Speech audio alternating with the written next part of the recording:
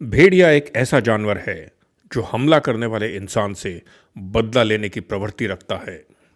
इसका ताज़ा उदाहरण देखने को मिला उत्तर प्रदेश के बहराइच जिले में, जब हाल ही में भेड़ियों के झुंड ने इंसानों के बच्चों को अपना निशाना बनाना शुरू किया। देखते ही देखते 8 बच्चे और एक महिला मौत के मुंह में पहुंच गए।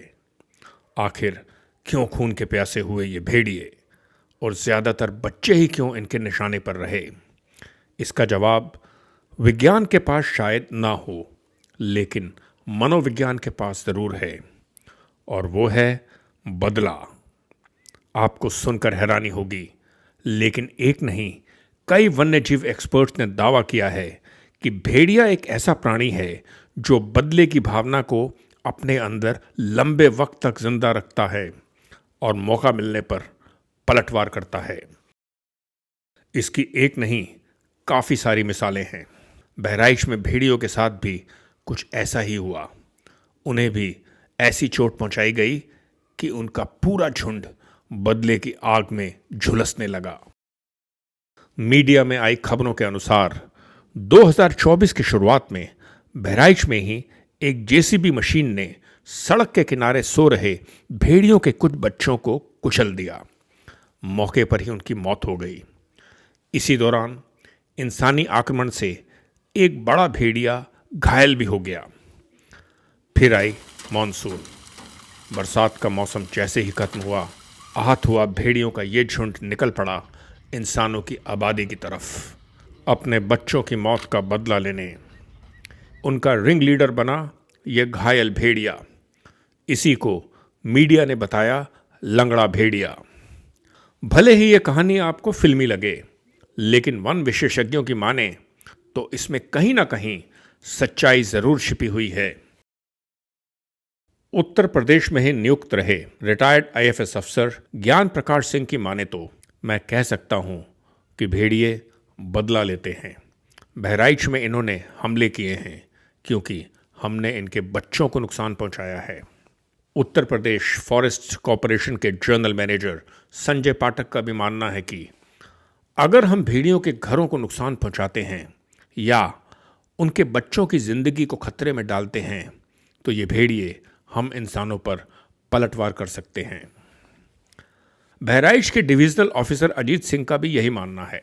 इनके मुताबिक अगर हम भेड़ियों के हैबिटेट को नष्ट करते हैं या इनके बच्चों को नुकसान पहुंचाते हैं तो ये बदला लेते हैं और इंसानों का शिकार करने लग जाते हैं। एक बात और, बहराइच में ही भेड़ियों का आक्रमण कोई पहली ऐसी घटना नहीं है उत्तर प्रदेश में। ज़रा 90 के दशक को याद कीजिए, जब भेड़ियों ने आतंक फैलाया था जौनपुर, प्रतापगढ़ और सुल्तानपुर के इलाकों में। 1996-97 में इन भेड़ियों ने एक एक करके 42 बच्चों को मौत की नींद सुला दिया था। इसके बाद 2003 में भेड़ियों ने बलरामपुर के इलाके में 10 बच्चों को अपना शिकार बनाया।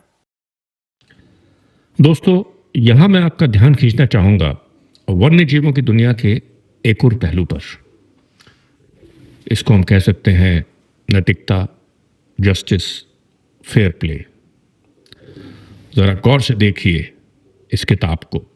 गहन रिसर्च के बाद मार्क बेकॉफ और जेसिका पियर्स ने यह किताब लिखी है, wild justice, the morality among animals. है ना बहुत दिलचस्प टाइटल? और ये किताब भी कमाल की है। इनका मानना है कि वन्य जीवों में भी इंसान की तरह ही भावनाएं होती हैं। एक जगह ये लिखते हैं, When wolf pups play with one another, they have fair game rules. If a pup bites too hard or continues to bite an opponent that has rolled on its back and surrendered, the other pups will stop playing with him. मैं आपको बताऊं कि भेड़ियों की तरह कई और जीवों में बदला लेने की प्रवृत्ति होती है। इनमें चिंपांजी, कौवे और डॉल्फिन शामिल हैं। जाहिर है प्रकृति के कितने ही अनसुलझे रहस्य हैं जिनसे हम आज तक अनजान हैं।